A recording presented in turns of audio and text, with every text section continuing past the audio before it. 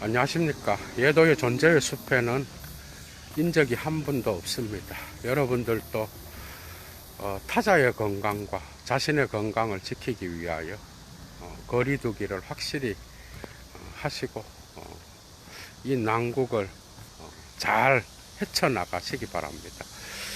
이 막간을 이용하여 예도는 니체 대 푸코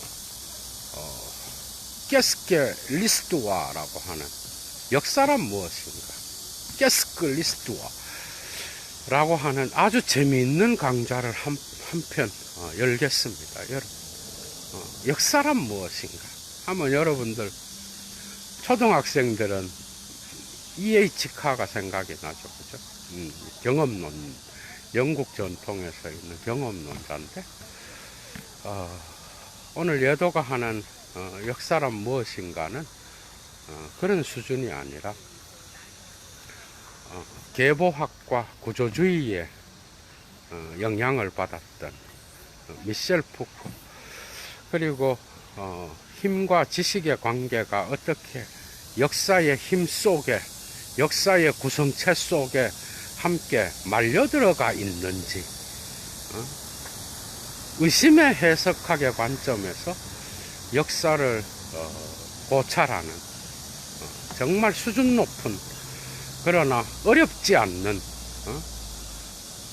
그러한 서술 방식으로 여러분들과 함께 사유여행을 떠나겠습니다. 역사란 무엇입니까, 여러분? 역사, 대한민국의 역사, 그 다음에 미국의 역사, 이스라엘의 역사, 일본의 역사, 중국의 역사, 유럽의 역사. 우리는 역사를 이야기하죠. 그리고 역사 의식을 갖는다는 거, 그죠? 예도는 이런 관점에서 강좌를 이미 상당히 많이 해놨습니다. 사실 오늘 강좌도 미셸 푸코의 개별 강좌를 9개나 해놨는데요. 거기에 보면 어느 정도 상당히 많은 통찰이 이미 그 강좌들에 들어있는데, 역사란 뭔가 역사가가, 그죠? 우린 그렇게 생각해. 역사가가 기술하고 그리고 어떤 역사를 전공한 자가 역사를 서술하는 거, 그 책이 나왔다. 그럼 그게 역사다. 우리 이렇게 생각한다. 이런 걸 코미디라 그럽니다. 여러분. 니체가 왜 역사를 시로 기술하려고 했고, 그죠? 왜 역사라고 하는 그 담론을 자기 방식의 관점에서 해체하려고 했는지, 그래서 그는 경구와 시의 문체로서 이러한 역사 서술을 왜 해체하려고 했는지, 그런 것들이 바로 이러한 우리가 생각하는 역사가가 기술하는 게 바로 역사다. 이러한 생각을 갖고 니체 이전에는 사유를 했었는데, 그 당시에 학술적인 세계에서 니체의 맞은편에 있었던 역사가가 누군지 알았죠? 야콥 브루크하르트야, 여러분. 니체는 교수라는 딱지를 내던지고, 그죠? 바깥으로 나가서 그 모든 기존 질서의 역사 서술을 뒤집어 엎을 수 있는 전복적 역사관을 서술하기 위하여 기존 질서에서 통용되었던 담론의 질서를 거부하고, 그죠? 니체는 사막으로 가야 했다. 이런 것들은 사실 우리가 깊이 생각해 봐야 돼. 그래서 니체는 역사를 삶에 있어서 유용한지, 그리고 삶에 유용하지 않은지, 이런 관점에서 역사를 반시대 고찰해서 서술했다는 거 아니야, 여러분? 그러니까 역사라고 하는 거는 우리의 역동적으로 변하는 삶에, 그죠? 유용한지 아니면 해가 되는지, 해악이 되는지. 그런데 그가 봤을 때 상아탑에 앉아서 역사를 서술하고 그 다음에 논문의 방식으로 글을 쓰는 그런 서술문체의 역사 서술 방식을 갖고는 오히려 인간의 역사를, 인간을, 그죠? 그 역사 속에 고정시키는 그러한 담론의 질서로 폭력적 서열 안에, 그죠? 고정시키는 그러한 역사를 해석할 수밖에 없다라는, 여기에 대해서 반기를 든 거죠. 그죠? 그러니까 니체가 생각했던 역사는 뭐 지금까지 서구인들이 당연시 여겨왔고, 서구인들이 또 그 담론의 질서 안에서 권위를 부여해왔고, 또 그들이 이것이 바로 우리의 역사다라고 이야기했던 그 지점에서 니체는, 그죠? 다른 역사를 생각하기 시작했다라는 거. 과연 지금까지 있어 왔던 존재의 질서를 나타내는, 그래서 그 존재론의 폭력적 서열 안에 배속되었던 형이상학적 진리, 과연 이게 형이상학적으로 신의 권위와 같은 그런 담론적 질서를 형성하는 신의 권위를 가진, 그래서 이 진리의 의지, 빌레주얼 바르하이트, 진리의 의지가 정말 올바른 것인지 이걸 고민하기 시작했어. 그러니까 여러분들이 니체가 나오기 전에는 뭐야? 칸트의 도덕 철학이 올바른 것이고, 역사가들이 생각하는 전통적인 그런 방식들, 역사 서술 방식들이 올바르고, 그리스 로마 시대에, 중세 시대에, 근대에 어떤 특징을 갖고 역사가 서술되는지 인물 중심이었죠. 그죠? 유명한 자들을 중심으로 해서 그들을 통하여 역사가 마치 돌아가는 것처럼 그랬다라는 거예요. 그게 니체 이전에는 역사의 주인은 역시 기존 질서의 힘을 가진 자들이었어. 오늘날 21세기의 역사는 뭐, 힘없는 자들에 의하여 서술된 역사. 역사에 대한 질문이 달라지는 거예요. 질문이 달라져요, 여러분.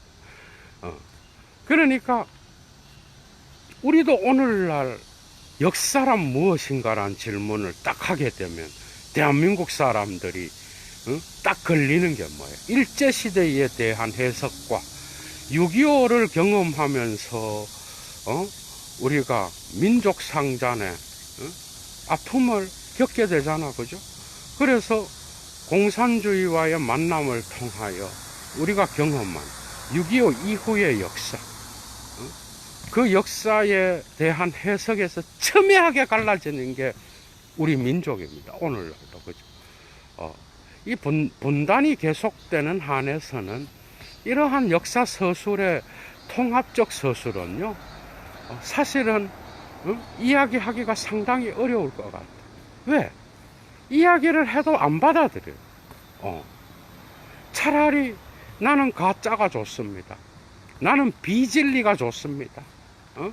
자기 방식대로 이념적으로 갈라져서 한편은 긍정하면서 한편은 부정하는 이러한 부재한 기표로서의 역사를 우리는 본다라는 거예요.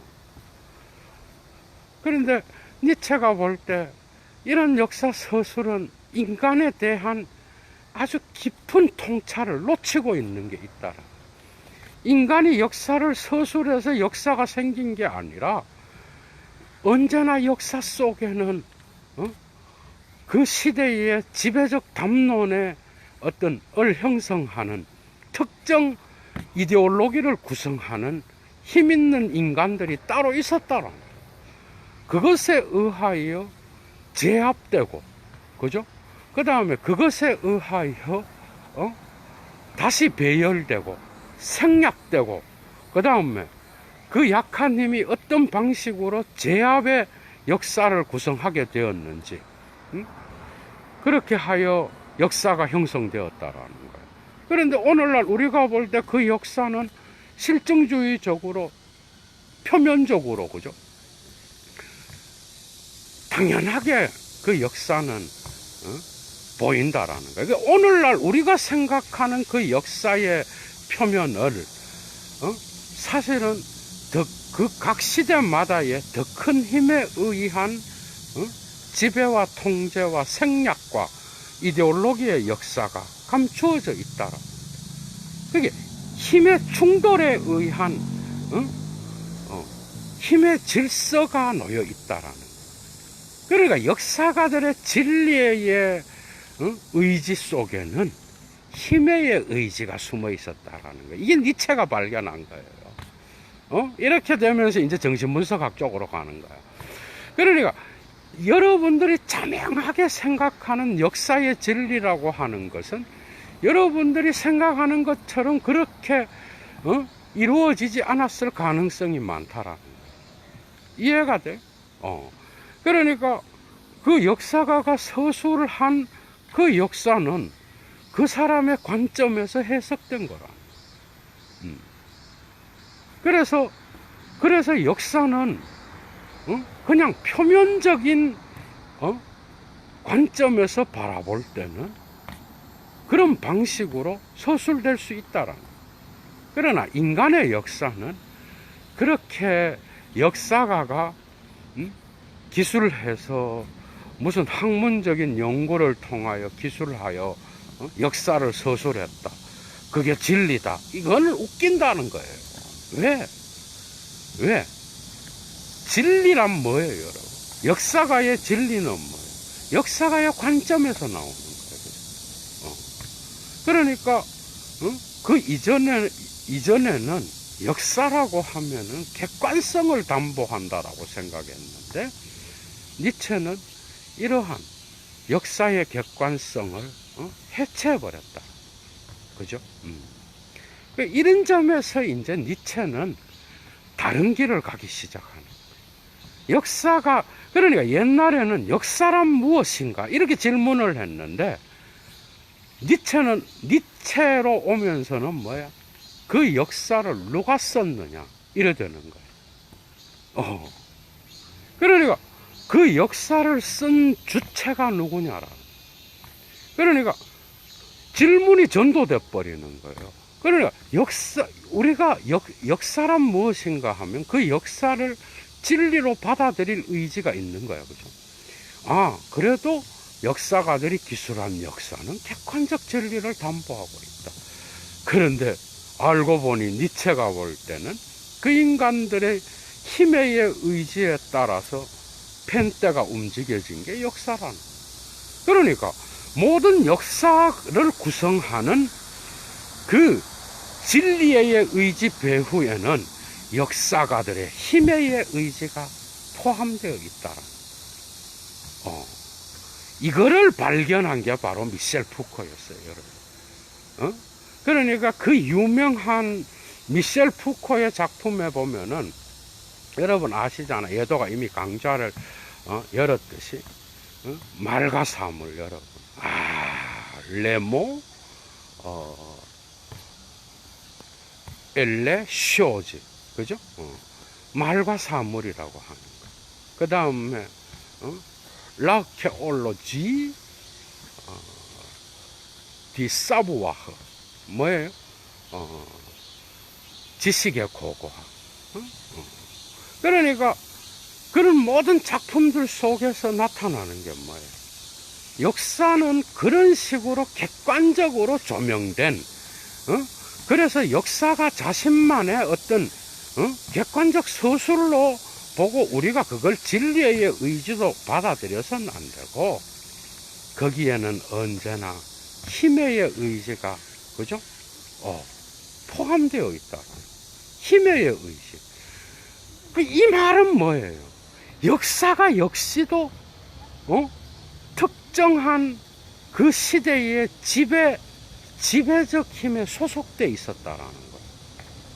그러니까 역사가는 객관적으로 사물을 볼 수 있는 관점을 확보한 자들이 아니라는 거예요. 그러니까 그 시대의 강력한 지배적 담론에 속해 있었다라는 거예요. 이게 이제 니체의 역사관으로부터 반시대적 고찰과 도덕의 계보학으로부터 끌어내는 푸코의 담론이에요. 레모, 말들과 그죠? 레쇼즈, 사물들 사이의 차이는 하늘과 땅처럼 크다는 거예요. 이해가 돼요? 이것도 역시 니체가 예도가 이미 강좌를 1차 자료 강좌를 다 열어놨던 도덕 외적 의미에서의 진리와 거짓에서 나타나는 거잖아, 여러분. 이해가 돼요? 말과 사물 사이의 거리는 좁힐 수가 없어요. 그런데 역사가 구성되려 그러면 인간의 말로 그것을 강압적으로 만들어야 되는데 거기엔 언제나 권력이 함께 작동했다라는 거예요. 이게 푸코의 진단이에요. 이 점에서 푸코는 니체의 적자 중에서도 적자야. 이런 역사관은 사실 들레주도 니체의 적자지만 이런 역사관에 있어서는 푸코보다 못합니다, 여러분. 그 말과 사물에서 무슨 르네상스 시대, 고전주의 시대 나오고 18세기의 어떤 그러한 이성의 시대가 나오지만은 그 각각의 시대의 에피스테메는 니체적으로 말하면 뭐야? 그 시대의 뭐야? 그 시대의 지배적 담론이. 그 시대의 에피스테메를 구성하는 것은 담론이야. 그런데 이 담론은 플라톤과 아리스토텔레스가 말했던 담론이라는 개념이 아니야. 니체의 개념인 거야. 그래서 그 두 사람의 고대 철학자를 박살을 내면서 푸코가 레비스트로스의 구조주의와 그죠?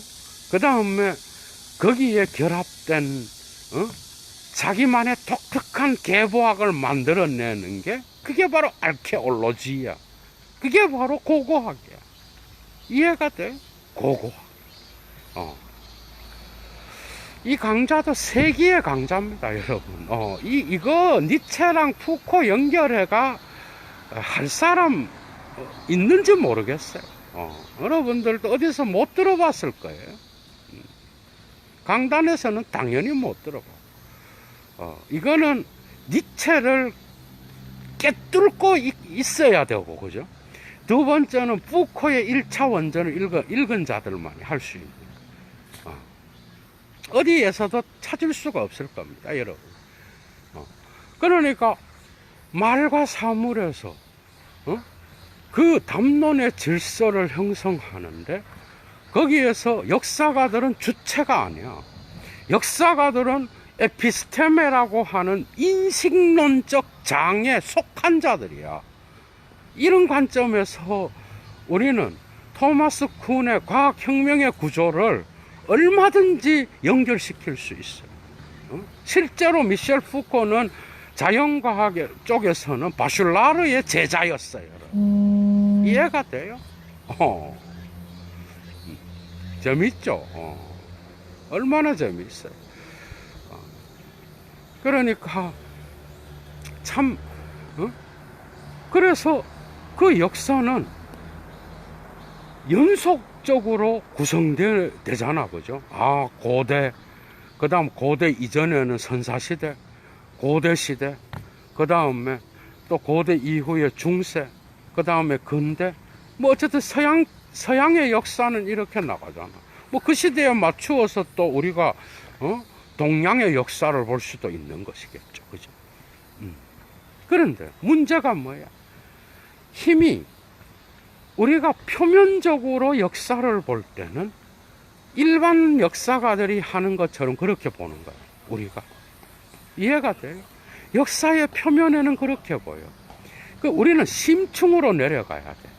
그렇게 하려 그러면 그 역사는 각 시대마다의 더 큰 힘이 존재한 거예요.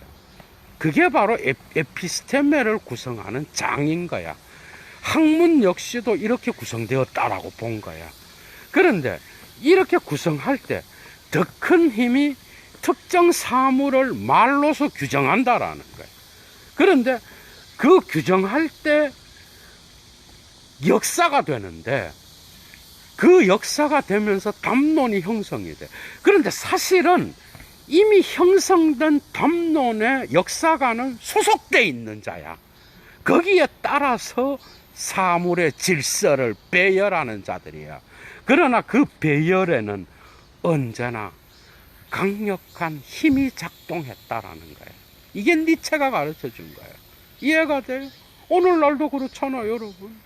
역사가가 역사를 쓴다고 여러분들은 생각하잖아.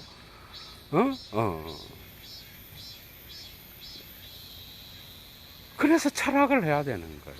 게임이 안 되는 거예요, 여러분. 이해가 돼? 그러니까 역사는 역사가가 쓰는 게 아니에요.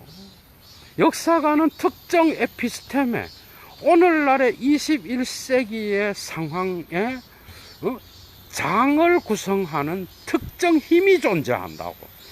그 힘에 기속되어서 역사가는 자기가 무의식적으로 사물의 질서를 배열하는 거야. 그런데 이 질서의 배열은 각 시대마다 달랐어.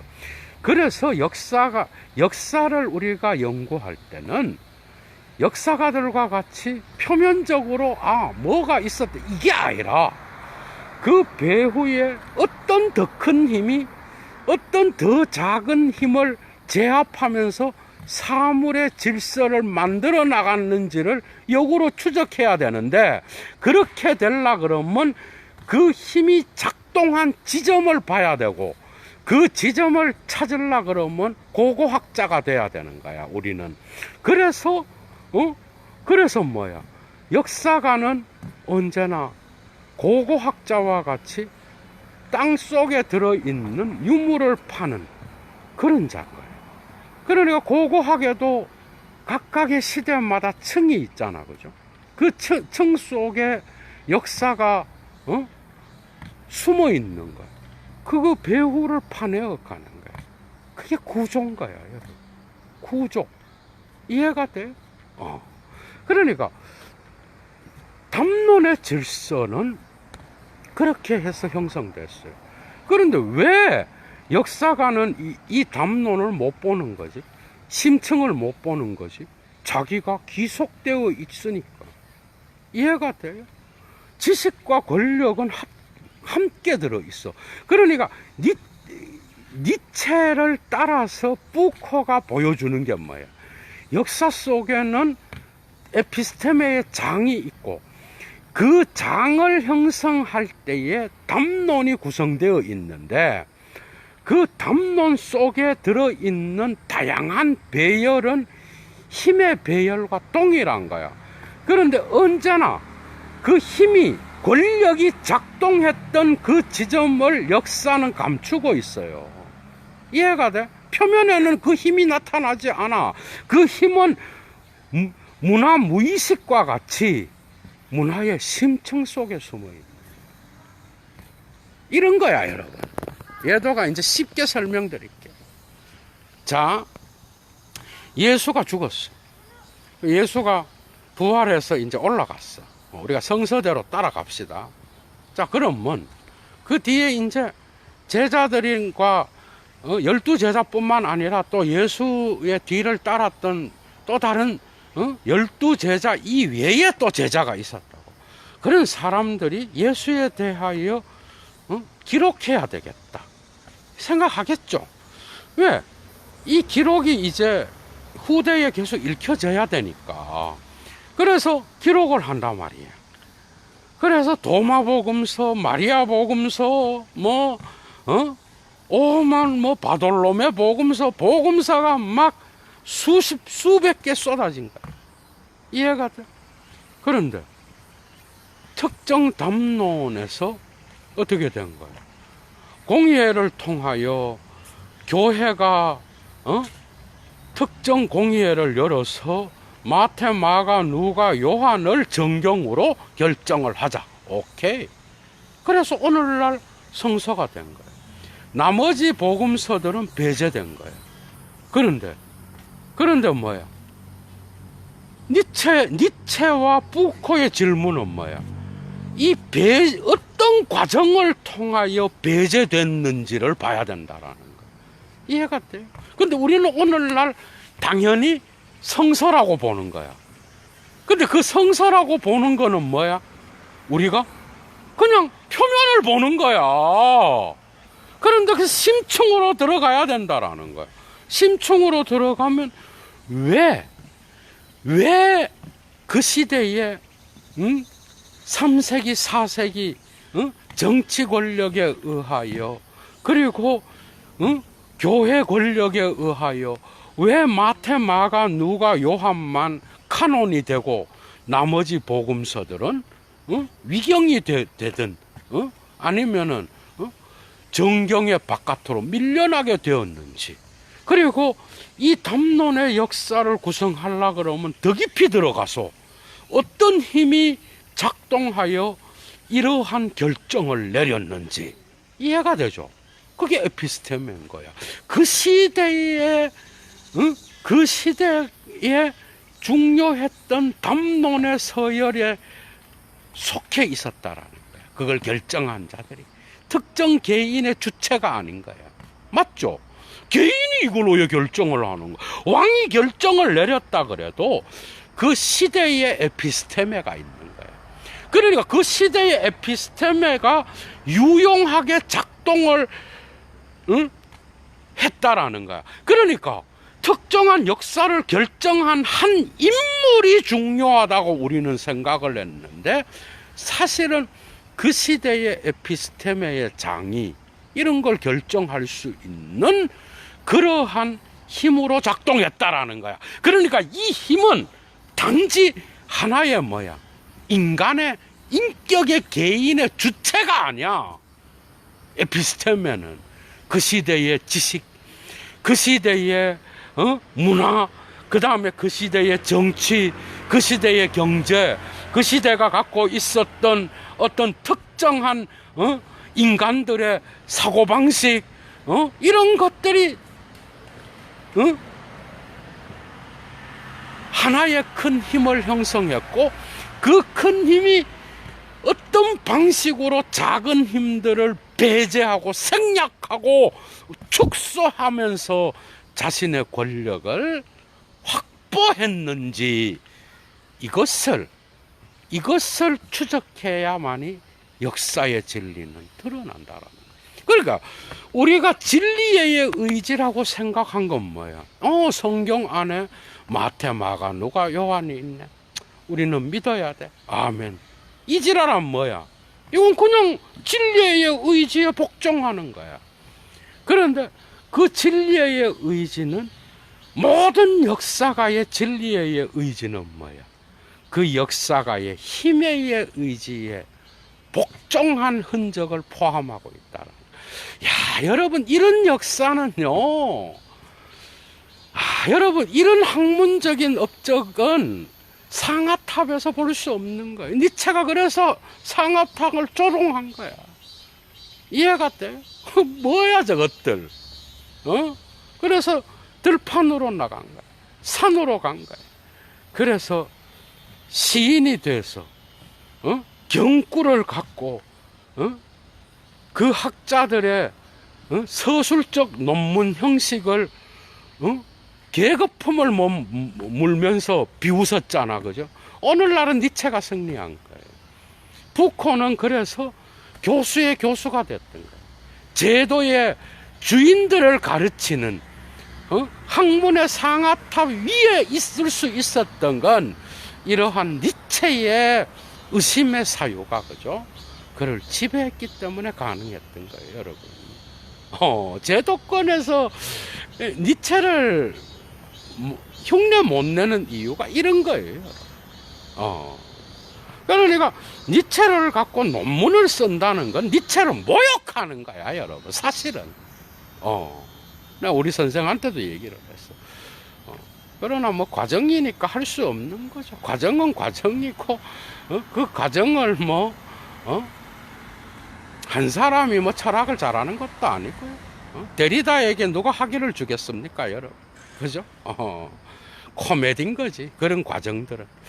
그런데 어쨌든 이런 게 들어 있었다라.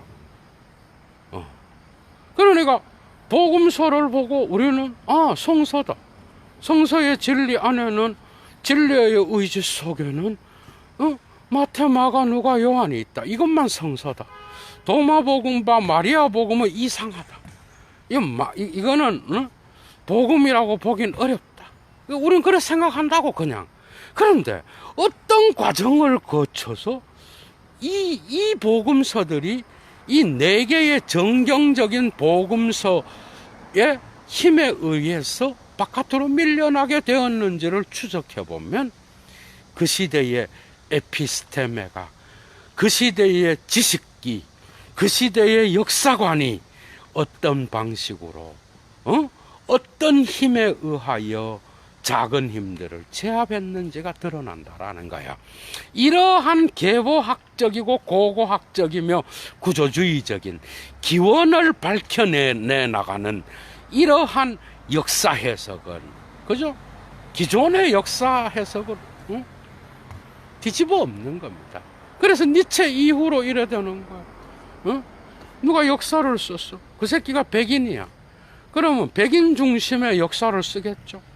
어떤 사람이 역사를 썼어. 그는 남성이야. 그러면 남성의 눈으로 본 역사를 쓰겠죠.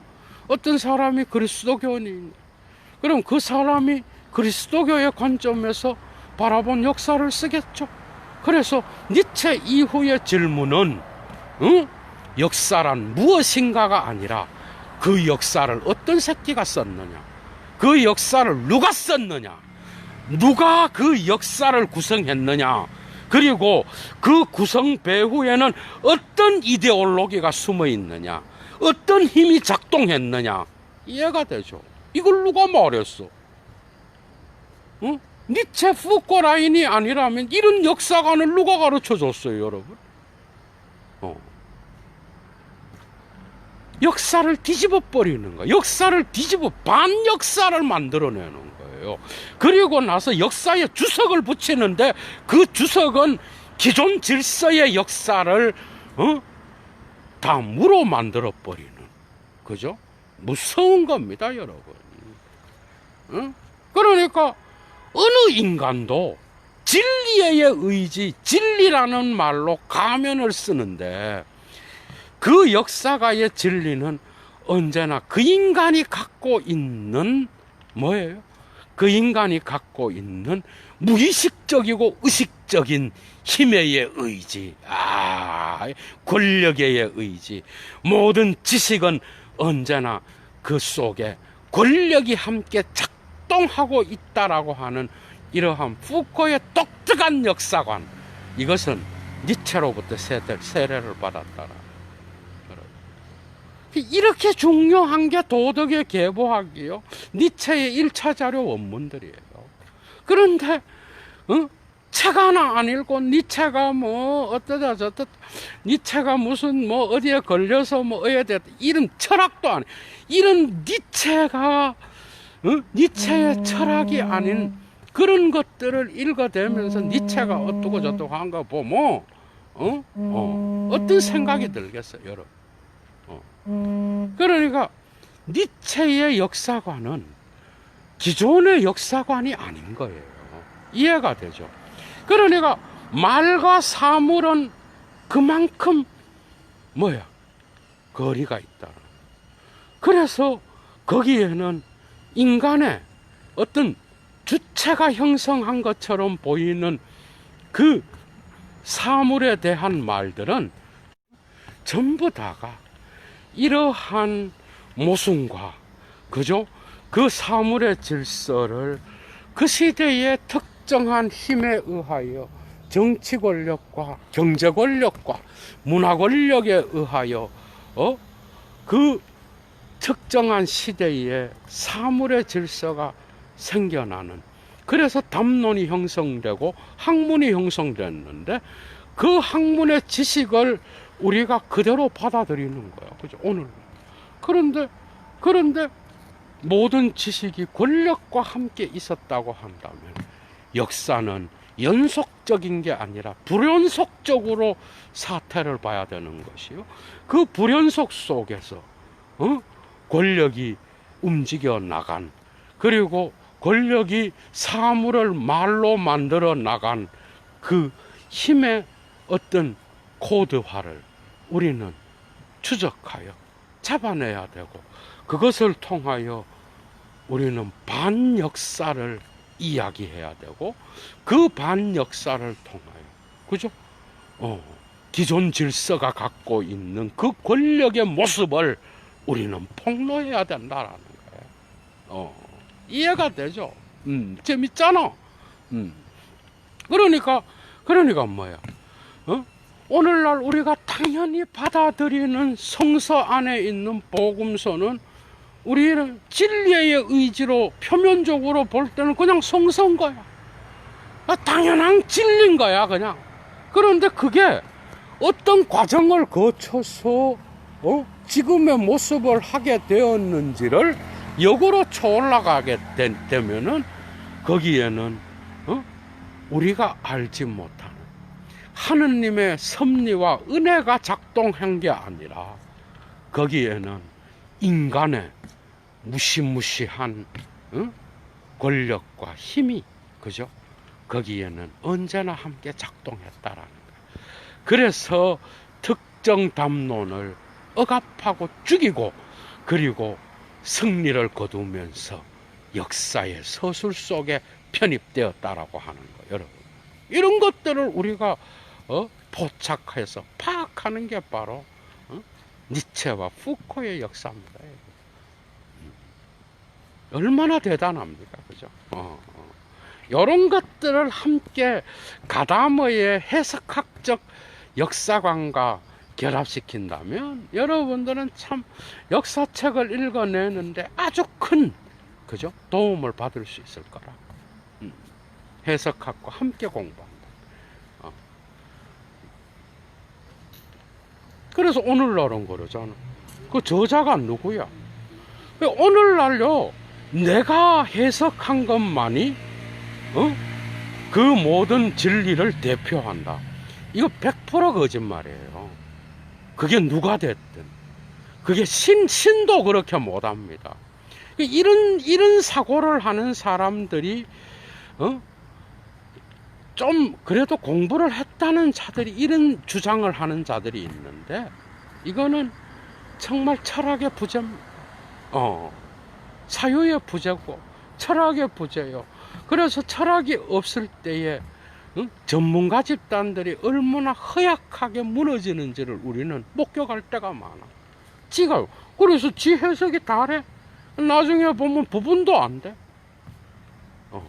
그래서 공부를 많이 한 사람, 이런 사유를 아는 자들은 내가 말하는 사물에 대한 말은 단지 하나의 부분도 되지 않습니다. 여러분들은 이러한 나의 주장을 통하여 여러분들은 또 다르게 한번 생각해 보십시오.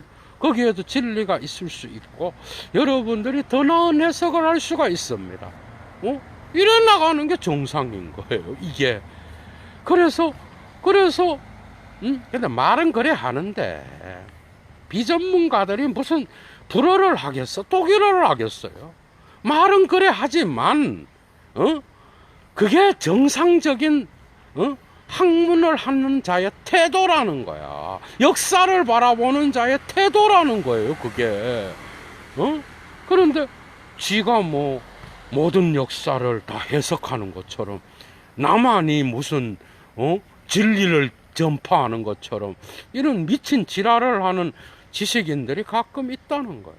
나는 뭐 개인을 얘기하는 게 아니에요. 철학적 사유의 부재가 어떤 결과를 가지고 오는지를 얘기하는 거라. 코미디인 거죠, 여러분.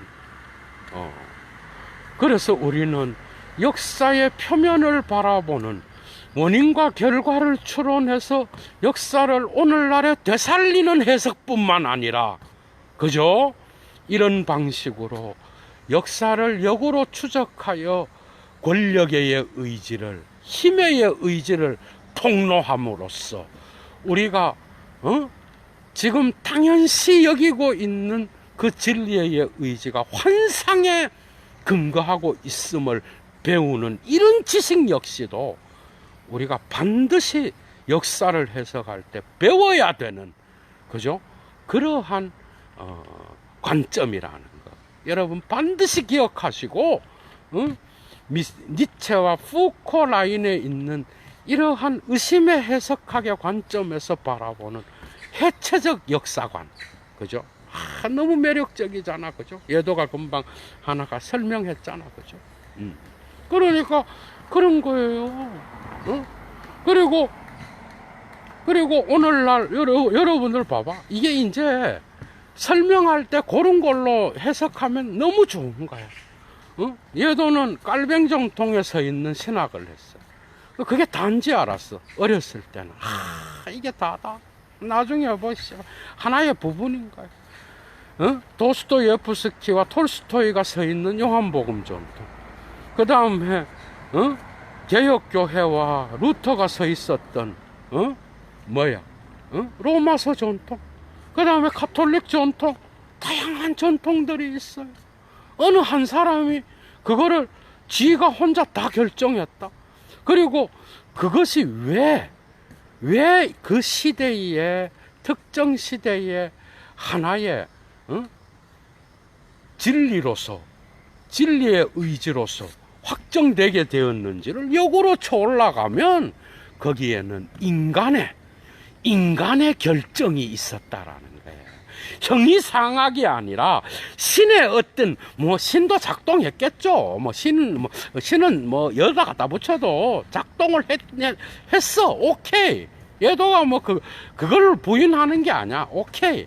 그런데 거기에는 인간들의 그 시대의 정치 경제 상황, 그 인간들이 갖고 있었던 특정 에피스테메의 장에서 작동하는 권력과 지식의 관계, 그런 것들이, 이러한 것들을 진리의 의지로 확정해 나가면서 오늘날의 학문이 위센샤프트가 만들어졌다라는 거예요.